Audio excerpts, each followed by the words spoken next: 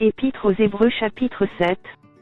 En effet, ce Melchisédek, roi de Salem, sacrificateur du Dieu Très-Haut, qui alla au-devant d'Abraham lorsqu'il revenait de la défaite des rois, qui le bénit, et à qui Abraham donna la dîme de tout, qui est d'abord roi de justice, d'après la signification de son nom, ensuite roi de Salem, c'est-à-dire roi de paix, Qui est sans père, sans mère, sans généalogie, qui n'a ni commencement de jour ni fin de vie, mais qui est rendu semblable au Fils de Dieu, ce Melchisédek demeure sacrificateur à perpétuité.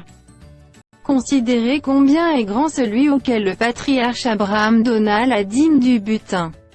Ceux des fils de Lévi qui exercent le sacerdoce ont, d'après la loi, l'ordre de lever la dîme sur le peuple, c'est-à-dire, sur leurs frères qui cependant sont issus des reins d'Abraham.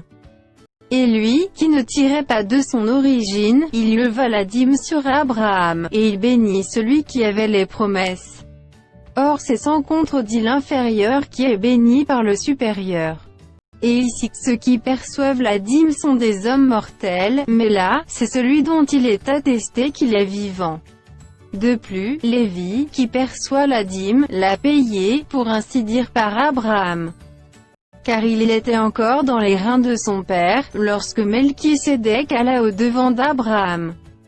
Si donc la perfection avait été possible par le sacerdoce lévitique, car c'est sur ce sacerdoce que repose la loi donnée au peuple, qu'était-il encore besoin qu'il parût un autre sacrificateur selon l'ordre de Melchisédek, et non selon l'ordre d'Aaron?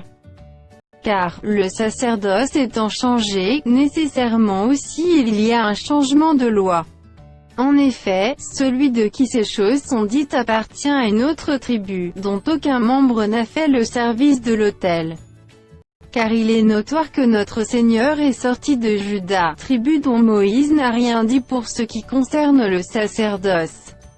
Cela devient plus évident encore quand il paraît un autre sacrificateur à la ressemblance de Melchisédek, institué, non d'après la loi d'une ordonnance charnelle, mais selon la puissance d'une vie impérissable. Car ce témoignage lui est rendu, tu es sacrificateur pour toujours selon l'ordre de Melchisédek. Il y a ainsi abolition d'une ordonnance antérieure, à cause de son impuissance et de son inutilité. Car la loi n'a rien amené à la perfection, et introduction d'une meilleure espérance par laquelle nous nous approchons de Dieu. Et comme cela n'a pas eu lieu sans serment. Car, tandis que les Lévites sont devenus sacrificateurs sans serment, Jésus l'est devenu avec serment par celui qui lui a dit, le Seigneur a juré, et il ne se repentira pas, tu es sacrificateur pour toujours, selon l'ordre de Melchisédek. Jésus est par cela même le garant d'une alliance plus excellente. De plus, il y a eu des sacrificateurs en grand nombre, parce que la mort les empêchait d'être permanents. Mais lui, parce qu'il demeure éternellement, possède un sacerdoce qui n'est pas transmissible. C'est aussi pour cela qu'il peut sauver parfaitement ceux qui s'approchent de Dieu par lui, étant toujours vivant pour intercéder en leur faveur.